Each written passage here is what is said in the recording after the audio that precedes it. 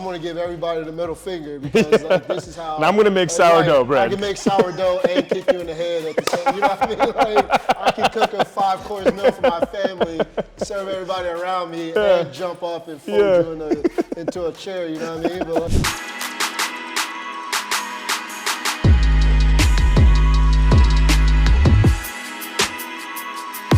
Hi guys, we're back at Top Team Talks with Coach Brooks, my good friend. We're both parents of very small kids, and we were talking about some stuff. And we decided to bring it to you guys and kind of see what you guys thought, and also kind of tell you about our parenting techniques. What did you say? We're failing forward, right? We're trying our best. we're trying to figure it out, man. Yeah. So I guess like when I talked to you about this because I needed your advice, and it was interesting to see your response. But you know, I have a 5-year-old who just turned 6, and is a son, and a 3-year-old daughter. And you know, when I grew up, my father's an immigrant, came to the U.S. and you know, was training, and I had 4 brothers and sisters, so 5 of us total. And you know, I still remember having a conversation with my parents about, you know, just like we were playing in the house and there was 4 of us before my youngest brother was born, and my mom was like, you know, stay calm, like don't make too much noise or they're gonna kick us out because there's too many people in this like 1-bedroom, 2-bedroom apartment. Yeah. And then also like, you know, she would have to like save money for, you know, buying an orange, right? Or when I was in Philadelphia when I was a kid, and they would have these warm pretzels. I still remember that, like the smell of the warm pretzels. Sons of bitches were 35 cents each, and early 90s, like that was like, you know, still like a decent sum of money, I guess. I mean, we're not like 100 years old, but, and I remember being like, Mom, can I get some, you know, money for pretzels? And she was like, no, we can't afford that. You know, I'll go to like Sam's Club and I'll buy you some of the frozen ones and I'll make it for you at home. So I think that all of those kind of experiences kind of gave me this kind of unrelentless need to never be in that situation. But it also, you know, spoiled the crap out of my kids because, you know, now I'm a physician and I'm able, God's given me the blessing to be able to provide for them. You know, you're a 2-time Bellator champion. You're also like able to provide more for your children than you probably had when you were growing up. And now I think I did too much in the beginning, you know, and you know, now I'm trying to scale it back, you know, and it's always been a tougher situation. Like, how do you start resilience? How do you retain that in like a young child when you give them whatever they need? They have like a want for nothing. Yeah, dude. You know what's funny about this topic, and I knew we were going to go over it, and today, during our church service, the whole service was about parenting. Wow. And no joke, my pastor, Pastor Jason, was just hitting on everything that had to do with me. I was like, yo, it's time to go home, man. Like, so, all right. So one of the things that he talked about was not parenting from our own success or our own space, but parenting from a space of God and what he believes success is, right? And it just kind of sent me into this space where I was like, oh man, I've been crushing my son. And not like I went into a guilt trip, but it was kind of a similar thing where it was like, all right, well, I went through these struggles when I was a kid. I was able to become this Bellator lightweight champion and all this stuff and do all this fighting and having success and whatever. And my wife like poked me in the leg while he was talking, and I'm like, yeah, woman, I got it. But yeah, man, it's a tough thing, man. It's hard because we do still kind of parent from a space of, for lack of a better word, a space of trauma. Yeah. You know, a space of like maybe that thing didn't heal the way we needed it to, so we're kind of operating. So now, like, we did do a little bit too much. Yeah. And I overspoiled my son, and now I'm trying to pull it back. Yeah. And now I'm like, oh, I'm too aggressive with my pullback. Yeah. It's like you try to find the space in between, and for me, like I said, like I'm trying to lead him in a space of, hey, I don't know exactly how to do this all, and I'm going to do the best I can, and I'm probably going to make some mistakes, but I'm going to try to keep this like space of healing and space of learning and this opening, and almost reading my son's heart. Like my son is very gentle. He's Yeah, very gentle mine in too. nature. Yeah. So, and I'm very aggressive. And Yeah. I'm very much like, the not so like not like the stereotypical like, hey, that's Yeah. soft, bro. Like, I had probably about to get canceled. Yeah, I every know. time. I had the worst. I had a horrible dad moment yesterday. You know, we came home and my son's been recently more afraid of the dark, and his 3-year-old sister was behind him, and I had all this stuff in my hand, and I was trying to get inside the house, but he wouldn't go inside the house because he wouldn't turn the light on because he couldn't find the switch. Yeah. And I looked at him and I was like, and then my daughter was like, went in there and she found the switch and she turned it on. And I looked at my son and I said, how could you let your sister, your younger sister, go in before you into the dark and turn that light on? Been there, done that one. And his face was crushed. Yeah. And it brought me to this moment when I was a kid. I remember my mom wears a hijab, which is like a head covering. I was at Staples. This is gonna mess me up a little bit because I never wanted to be like that when it came to my parenting. But I was standing next to my mom, like probably no bigger than him, maybe 7 years old. And a guy came up and she had trouble speaking English. And so he started yelling at her and saying, go back to your effing country, you foreigner, like all these kind of raghead, all kind of stuff to my mom. Yeah. And I froze. I was 7 years old. And when I came home, my mom told my dad the story. My dad sat me down and he said, and I will never forget what he said. He said, you're supposed to protect your family and you did nothing. Yeah. And that was such a huge inflection point in my life that like I became super aggressive since that day. And I was the guy that if you were I'm probably still this guy, but if somebody messes with you being whoever you are, right? Yeah. I'm the guy who's gonna knock him out, Yeah. right? Like I have nothing to do with it, I'm but the same way. I'm just gonna be like, you know Yeah. what? Like, it's like, it's not even like, I'm not worried about, but if somebody tries to fight me, I'll just be like, okay, whatever. But if somebody fights somebody I care about, now it's like, it's so ingrained in my DNA from that it's just like, and I never want to do that to my kid, right? Because like you shouldn't have to feel like you have to protect everybody, right? Like you shouldn't have to feel like that's your job or your burden. And we were talking about this in our first, when we just about, generational trauma and kind of bringing that to light. And that part of it, it's so heavy on my heart. And I just like sat down with him at night and I was like, listen, I'm so sorry. Yeah. I know you're afraid. Tell me why you're afraid, right? Yeah. It's like, well, I don't know what's in the dark. I was like, okay, well, let's go through what could be in the dark and how could we deal with it, right? To kind of rationalize the situation. Something I wish that like I could have learned at a young age. Yeah. So that everything didn't become a fight all the time. Right. Yeah. Right? Yeah. But that's what I would say. Like, so I say fell forward, right? Yeah. When you hear the word failure, that's not necessarily a failure, but hey, I made this mistake. Your son had came to this dark space, and the first reaction is reaction out of that immediate. I'm in a rush. We're trying to get inside. I got my hands full. Let's get it moving. And I do the same thing myself. And again, this came up in church today, and I was like antsy the whole time. Like, bro, like, can we just be done? Like, let's do this last prayer. Hit the road, Jack, because like we're getting too deep. But I think like what you did was like sitting down and having a conversation with him, asking him like, where does this fear come from, right? And being able to have that type of reaction. I think it comes with training, right? It comes with learning over time because your kids are still very young, right?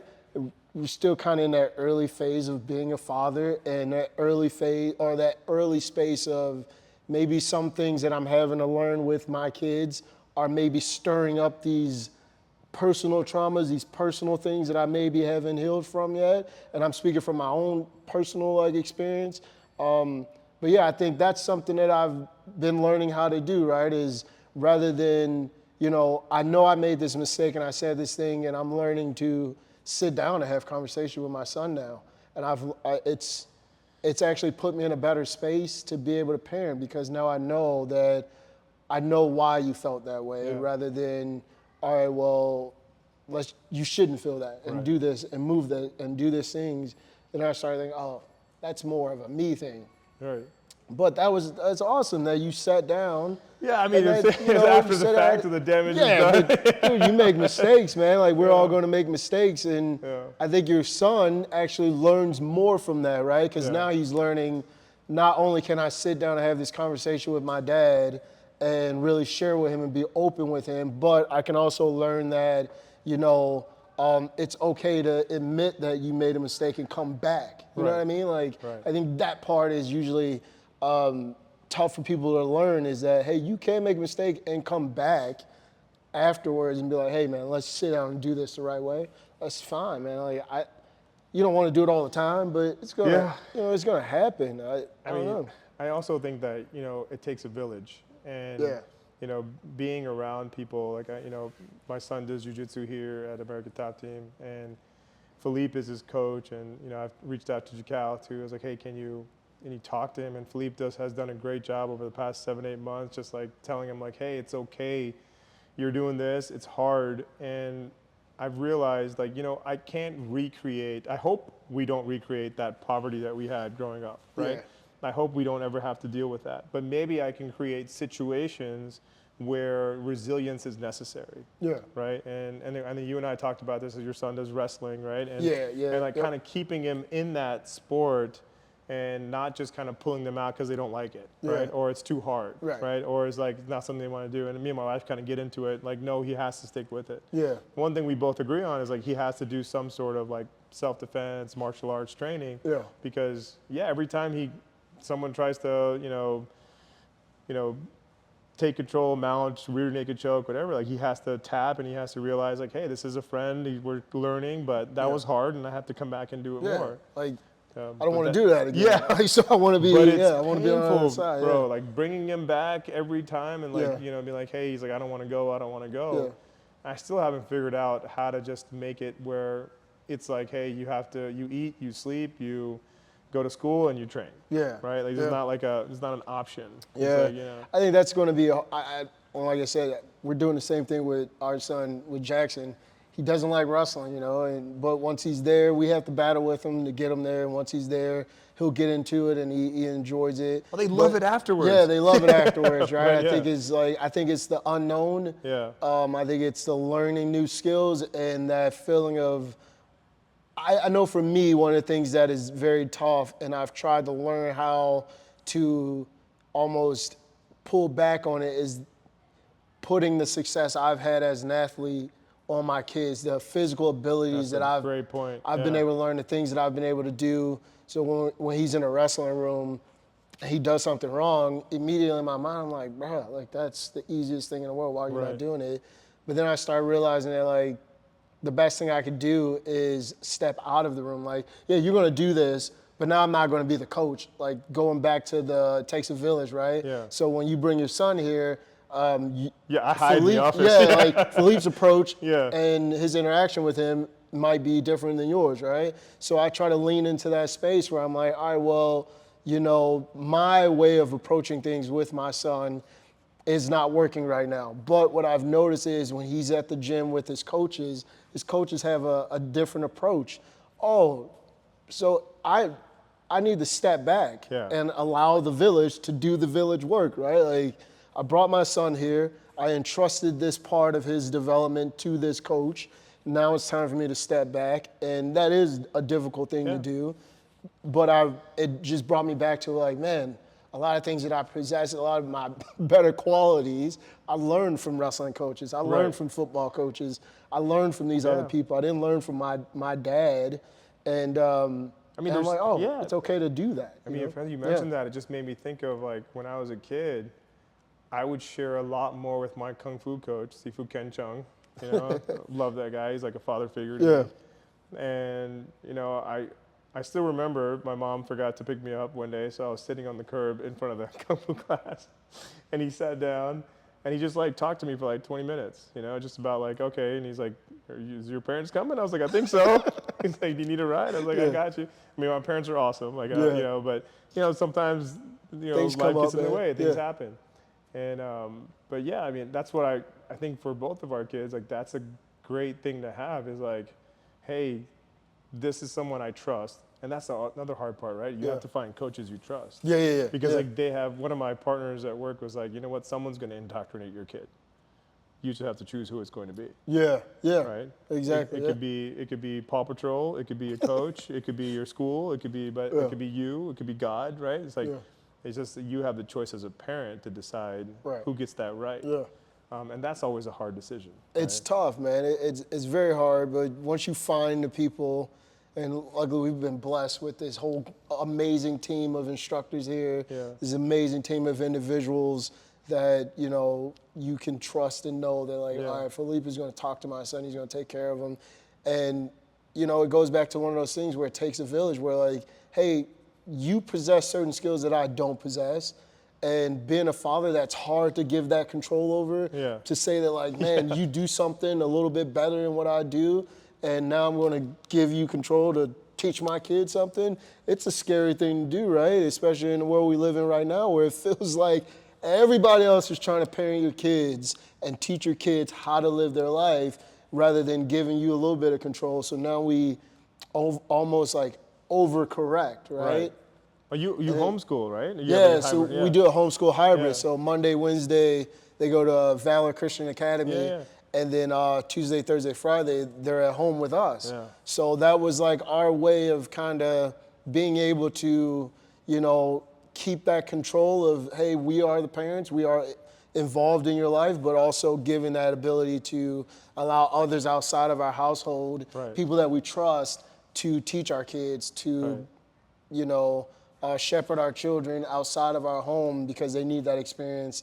They need that socialization space to be able to learn different things. And of course, they're in a Christian school, so that follows along with our faith. So that's been a blessing. But, you know, that's just, I think one of the things is just like understanding that I am the parent, but the outside teaching part, I might need a little bit of help here, man. And I think that admitting that part is really kind of helped me in regards to my parenting. And I think today God was really stepping out and being like, because I have been struggling recently, and I have been very tough on my kids recently, and very short fused with my kids out of a own personal selfish space where I'm like, well, I've been an athlete and I've been super capable. So my daughter, you got gymnastics, she's doing this kip thing where you get up on the bar or whatever, and she's been struggling with it.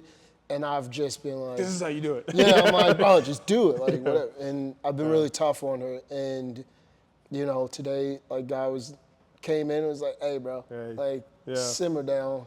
I think it's a great concept and a great point. I think, you know, you hear these horror stories of parents who are like really tough on their kids, and like, I mean, my parents were very, very strict on academics. You know, like you have to, you know, no matter what, this is where you have to succeed, and if you don't, you got the the sandal.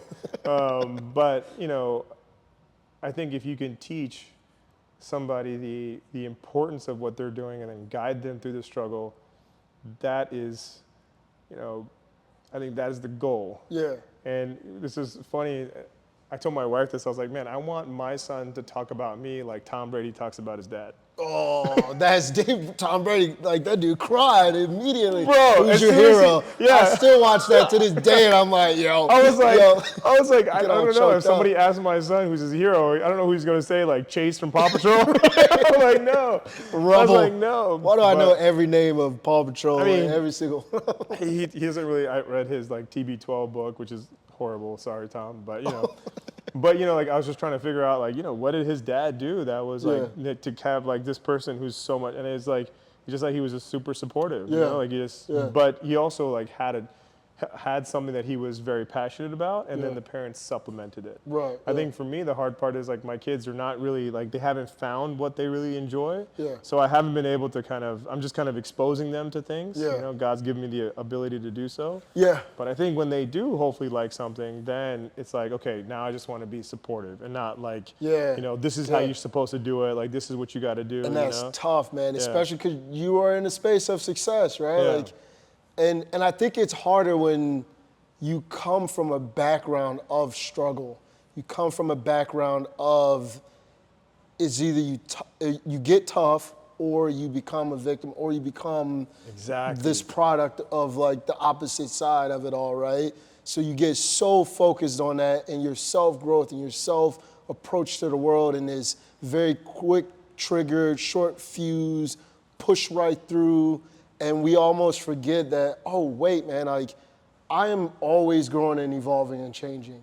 And we have to start being able to implement that mindset into the way we parent, right? Yeah. Rather than saying that, like, oh, I got kids now, you know, I should have the answers. When really I'm still learning answers myself, right? Right. I'm still literally learning answers. I'm still doing certain things, and I step back and I'm like, well, why did I do that? Oh, that time where I did that in life and this thing happened, I was like, oh, I didn't really address that, and I didn't really heal from that. And now my son is like dealing with getting that, kicked in the butt for it, like, you know, not literally, but like, just chill, people, like, relax, man.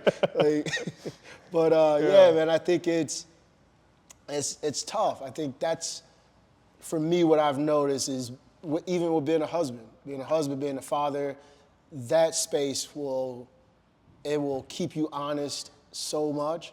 Like, it's an interesting vibe or space to be in. I So. kind of want to, I mean, I know we're running short on time, but I wanted to ask this one question, actually question, whatever, we'll figure that out.